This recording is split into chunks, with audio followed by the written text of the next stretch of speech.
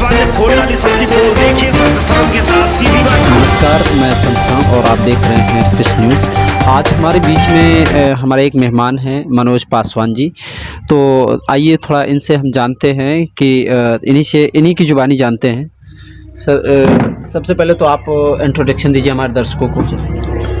मेरा नाम मनोज पासवान है और मैं पिछले कई वर्षों से एक सामाजिक संगठन जो माननीय कौशल किशोर जी के नेतृत्व में चल रहा था, पारक महासंघ में काम कर रहा था। जी जी। अभी मैंने 19 जनवरी 2022 को जी माननीय अखिलेश यादव, जो कि समाजवादी पार्टी के राष्ट्रीय अध्यक्ष हैं, उनके नेतृत्व में आस्था व्यक्त करते हुए जी उनकी पार्टी की नीतियों से प्रभावित होकर अपने सैकड़ों साथियों के साथ समाजवादी पार्टी की सदस्यता ग्रहण की है जी। और हम लोग समाजवादी पार्टी की सरकार बनाने के लिए काम कर रहे हैं। जी। तो सर, इससे पहले आप भाजपा में थे और माननीय सांसद जी के प्रतिनिधि भी थे, तो इसके बाद समाजवादी पार्टी में आने का क्या कारण है और क्यों आए? देखिए, बहुत बड़ा परसेप्शन गढ़ा गया था जब हम लोग राजनीति में प्रवेश किए कि समाजवादी पार्टी यादवों की पार्टी है, मुसलमानों की पार्टी है जी। उसके साथ तमाम प्रकार की प्रोपोगेंडा पॉलिटिक्स समाज में निर्मित किए गए। उसका शिकार हम लोग भी हुए। समाजवादी पार्टी के प्रति एक बहुत बड़ा जो है प्रोपोगेंडा भाजपा और तमाम लोगों ने किया कि जैसे कि गुंडों की पार्टी है, यादवों की पार्टी है, मुसलमानों की पार्टी है, भर्तियों में यादव ही होते हैं और वो अत्याचार करते हैं, उत्पीड़न करते हैं। ये सिर्फ एक मिथक है। मैं भारतीय जनता पार्टी में रहा और हम लोगों ने भारतीय जनता पार्टी में मैंने रह कर के देखा कि भारतीय जनता पार्टी जितना झूठ बोलती है उससे बड़ी झूठी कोई पार्टी नहीं है। हम लोग भारतीय जनता पार्टी में आए थे कि भाजपा ने नारा दिया था सबका साथ सबका विकास, न गुंडा राज न भ्रष्टाचार जी। तो हम लोगों को लगता था कि हम लोग समाज के अंतिम पायदान पे खड़े हुए लोग हैं। भाजपा ने कहा है तो हम लोग उसके साथ हो, लेकिन जब भाजपा में गए सभी लोग मिलकर के सरकार भी बनाए केंद्र से लेकर के प्रदेश में, तब सामने ये आया कि भाजपा अपने मूल चरित्र पर वापस आ गई।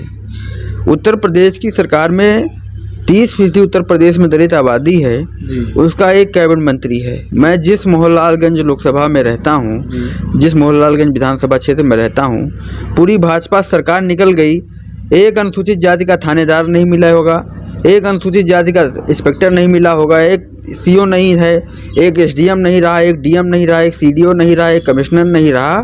और यहाँ तक कि जो अनुसूचित जाति के जनप्रतिनिधि रहे इन क्षेत्रों का जिन्होंने प्रतिनिधित्व किया, उनकी भी सरकारों में सुनवाई नहीं रही। तो ये सबका साथ सबका विकास एक छलावा मुझे लगा।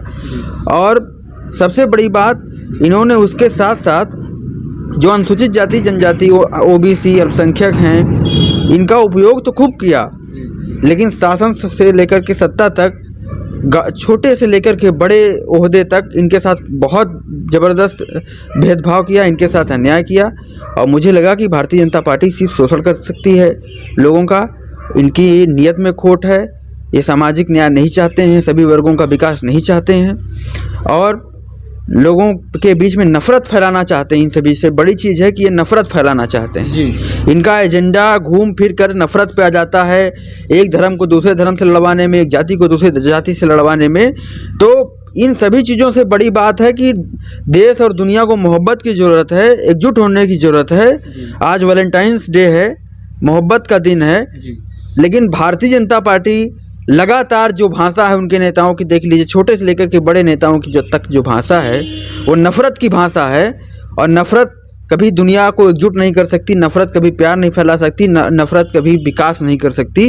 इसलिए नफ़रत को हराने के लिए मैं समाजवादी पार्टी के साथ आया हूँ जी। तो सर, जैसा कि आप दलित समाज से बिलोंग करते हैं और ये समाजवादी पार्टी कहा जाता है कि यादवों की पार्टी है, इसमें मुस्लिम भी जुड़ा हुआ है, तो इसलिए नफ़रत को हराने के लिए मैं समाजवादी पार्टी के साथ आया हूँ जी। तो सर, जैसा कि आप दलित समाज से बिलोंग करते हैं और ये समाजवादी पार्टी कहा जाता है कि यादवों की पार्टी है, इसमें मुस्लिम भी जुड़ा हुआ है, तो इसमें जो दलित जुड़ रहा है वो क्यों जुड़ रहा है सर?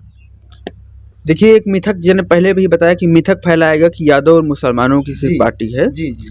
आज जो सबसे, मैं अनुसूचित जाति का हूँ और मेरा या मेरे समाज का या ओबीसी जो भी वंचित वर्ग के लोगों को मैंने देखा कि जो संविधान में नियम कानून कायदे बने हैं उनका विकास उन संविधान और नियम कानून लोकतंत्र की वजह से हुआ है। जब इस देश में लोकतंत्र नहीं था तो इस देश में अनुसूचित जाति, ओबीसी, अन्य पिछड़े वर्ग जो भी वंचित तबके के लोग हैं उनकी हालत बहुत ख़राब थी। लेकिन जब संविधान लागू हुआ, लोकतंत्र लागू हुआ, लोगों की ज़मीनें मिली और ज़मीनों को पट्टे मिले, नौकरियां मिली, अधिकार मिले, उनका गुणगान हुआ, उनकी पढ़ाई शुरू हुई। पहले तो पढ़ने का भी अधिकार नहीं था। लेकिन भाजपा की जब से सरकार आई है तब से लगातार संवैधानिक और लोकतांत्रिक मूल्यों पे हमला किया जा रहा है, लेकिन सामने से नहीं, घूम फिर करके, पीठ पीछे से। चाहे वो SC/ST एक्ट का सुप्रीम कोर्ट द्वारा खात्मा हो, चाहे 13 पॉइंट रोस्टर को लागू करना हो, चाहे भर्तियों में अनियमितता हो। अभी 69,000 शिक्षक भर्ती आप देख लीजिए, जिस तरीके से बड़े पैमाने पर अनुसूचित जाति और बैकवर्ड के छात्रों के साथ बेईमानी हुई है। आप देख सकते हैं कि 69,000 शिक्षक भर्ती में जो संवैधानिक आरक्षण है 27% बैकवर्ड का, अनुसूचित जाति का 22.5% वो लागू नहीं किया गया। इनकी सरकार में जो भी भर्ती हुई है, मैं चैलेंज के साथ कहता हूं, किसी भी भर्ती में पारदर्शितापूर्ण भर्ती नहीं हुई है। बहुत बड़ा अपने आप को पारदर्शी बताते हैं मुख्यमंत्री जी उत्तर प्रदेश की सरकार, तो ये बताएं कि 69,000 शिक्षक भर्ती में क्यों बेईमानी की शेड्यूल कास्ट और ओबीसी के साथ। जो सरकारी वकीलों की नियुक्ति हुई है उत्तर प्रदेश में, उसमें कितने शेड्यूल कास्ट ओबीसी को बनाया इन्होंने? 90% गैर शेड्यूल कास्ट ओबीसी को इन्होंने बना दिया। इसके अलावा लेटरल एंट्री, जब शेड्यूल कास्ट के लोग संविधान की वजह से पढ़ लिख करके IAS बनने लगे, PCS बनने लगे, दरोगा बनने लगे, चपरासी बनने लगे, तो लेटरल एंट्री शुरू कर दिया। अब 31 डायरेक्ट IAS उस पर हमला कर रहे हैं। सबसे बड़ा उदाहरण UP PCS की परीक्षा होती थी, उसमें ओवरलैप होता था। अगर शेड्यूल कास्ट ओबीसी का बच्चा जनरल कैटेगरी के बराबर नंबर ले आता था तो उसको मदद मिलती थी जनरल कैटेगरी में, इस सूची में नाम आ जाता था उसका। लेकिन इस सरकार ने खत्म कर दिया और इसलिए समाजवादी पार्टी ने लगातार ऐलान किया कि हम आएंगे सरकार में, 69,000 शिक्षक भर्ती की जांच करवाएंगे। और मुझे लगता है कि अखिलेश यादव की नीति ऐसी है कि वो सब समाज के सभी वर्गों को साथ में लेकर के चलना। इसका बड़ा उदाहरण ये है कि उन्नाव में अभी जिला पंचायत अध्यक्ष का चुनाव हुआ था, फतेहपुर में जिला पंचायत अध्यक्ष का चुनाव हुआ था। सामान्य सीट पे उन्होंने दलित उम्मीदवारों को उतारा चुनाव में। अभी चुनाव हो रहा है, सामान्य सीट है हरदोई में, एक अनिल वर्मा शेड्यूल कास्ट के हैं, पासी बिरादरी के, उनको टिकट देने का काम किया। समाजवादी पार्टी में 10 राष्ट्रीय महासचिव हैं, उसमें 3 समाजवादी पार्टी के राष्ट्रीय महासचिव अनुसूचित जाति वर्ग के हैं।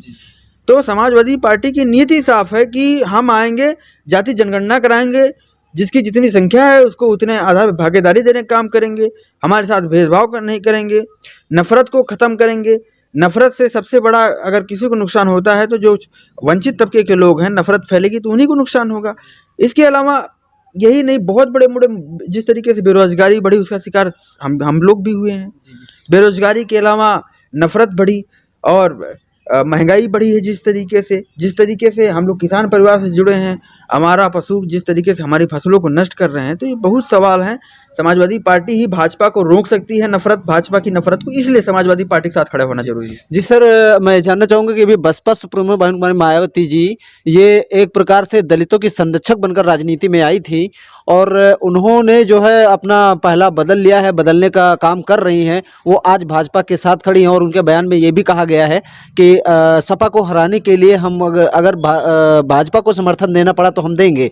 तो सर, इस तरीके से अगर दलित समाज सपा की ओर भाग रहा है तो क्या आपको क्या लगता है कि बाबा साहब के मिशन को क्या सपा समाजवादी पार्टी पूरा कर पाएगी? देखिए, अम्बेडकर और सामाजिक परिवर्तन करने का ठेका बहुजन समाज पार्टी ने लिया था और उस ठेके में तमाम हमारे परिवार के लोग, तमाम हमारे जानने वाले लोग कुर्बानी दी है। सिर्फ अकेले मायावती जी की कुर्बानी नहीं है बहुजन समाज पार्टी।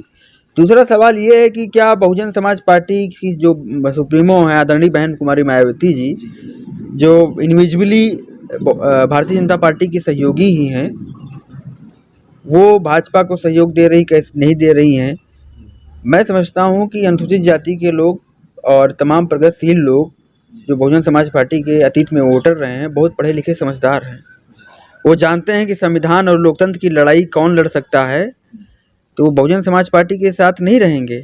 जब सवाल इस बात का आएगा कि भाजपा को कौन हरा रहा है, तो यही अनुसूचित जाति के पढ़े लिखे नौजवान, युवा, किसान, मजदूर देखेंगे कि जब बहुजन समाज पार्टी अंदर से भाजपा से मिली हुई है तो बहुजन समाज पार्टी के साथ रहने का काम नहीं करेंगे, समाजवादी पार्टी के साथ बीते 1 साल से लगातार बड़े स्तर पर समाजवादी पार्टी के साथ दलित समाज के लोग जुड़े हैं और उनको विश्वास है कि अखिलेश यादव ने ठेका नहीं लिया था कि हम सामाजिक परिवर्तन करेंगे और अंबेडकर को लागू करेंगे, लेकिन उस आशा से अधिक अखिलेश यादव ने संविधान और लोकतंत्र की बचाने की लड़ाई को लड़ा है और भाजपा के खिलाफ लड़ रहे हैं, कुर्बानी दे रहे हैं, समझौता नहीं कर रहे हैं। इसलिए दलित समाज की जिम्मेदारी है और अखिलेश यादव ने बड़ी पहल की थी 2019 के लोकसभा चुनाव में मायावती जी के साथ गठबंधन करने की।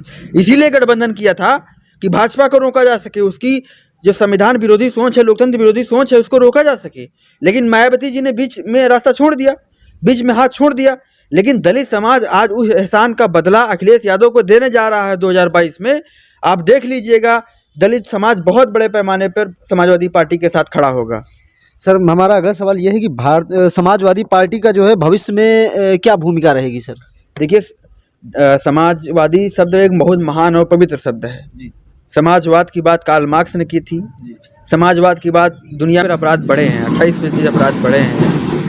SC/ST वेलफेयर फंड जो संविधान में है वर्णित कि इनके हितों पे खर्चा होना चाहिए, वो सरकार नहीं खर्चा कर रही। 50,000 करोड़ रुपया अनुसूचित जाति जनजाति वेलफेयर फंड का इस सरकार ने खर्चा नहीं किया, अनयूज्ड हो गया, वापस हो गया, वो दूसरी जगह खर्चा कर दिया होगा कहीं सरकार ने।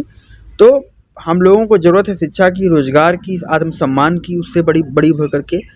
अभी एक आजमगढ़ में घटना हुई थी, हमारे अनुसूचित जाति के एक मुन्ना पासवान का घर गिरा दिया गया जी। और उनके घर की औरतों से के साथ, महिलाओं के साथ पुलिस ने बदतमीजी की कि जो छोटी जाति की औरतें होती हैं लूटपाट की और छेड़खानी की। कहा पुलिस ने, इसी योगी सरकार की पुलिस ने, कि जो छोटी जाति की महिलाएं होती हैं वो मजा लेने के लिए होती हैं। तो हमारे आत्मसम्मान के साथ भी खिलवाड़ हो रहा है। इलाहाबाद में 4 पासी बिरादरी के लोगों को हत्या कर दी गई। और मैं बहुत बड़ी बात नहीं करता हूँ, इसी मोहनलालगंज लोकसभा में तमाम मैं दलितों को जानता हूँ जो भारतीय जनता पार्टी के साथ भी जुड़े हुए हैं। मैं तमाम व्यक्तिगत लोगों का नाम जानता हूं जिनके साथ पुलिस ने बदतमीजी की, बेईमानी और उनके साथ बदतमीजी की, मारा पीटी की, उनको जलील करने का काम किया, उनके आत्मसम्मान को ठेस पहुंचाने का काम किया। तो समता, सुरक्षा, स्वाभिमान के साथ आत्मसम्मान के लिए और संविधान और लोकतंत्र की रक्षा के लिए मैं समाजवादी पार्टी के साथ आया हूं और राजनीति में सक्रिय हूं। अच्छा सर, एक आखिरी क्वेश्चन ये है कि सर, इस माहौल को देखते हुए जो सरकार चल रही है वर्तमान में, ये कैसे, क्या जनता के साथ क्या कर रही है, अच्छा कर रही है, बुरा कर रही है, तो अब आप मोहनलालगंज की जनता के को जो है क्या सुझाव देना चाहेंगे, क्या उनको जो है समझाना चाहेंगे? देखिए, मैं मोहनलालगंज की जनता से यही कहना चाहता हूँ कि सबसे बड़ा है जो मूलभूत हमारे जीवन में सुविधाएं होनी चाहिए जी। जो सरकार की जिम्मेवारी होती है कि स्वास्थ्य, शिक्षा, रोजगार जी। स्वास्थ्य, शिक्षा, रोजगार के साथ साथ आत्मसम्मान, कानून व्यवस्था का भी मामला जी। उत्तर प्रदेश की योगी सरकार पूरी तरीके से इन सभी चीज़ों में फेल। अभी कोविड प्रबंधन आप लोगों ने देखा होगा, जिस तरीके से नदियों में लाशें बही हैं, उनका अंतिम संस्कार नहीं हो पाया, उनको बेड नहीं मिल पाया।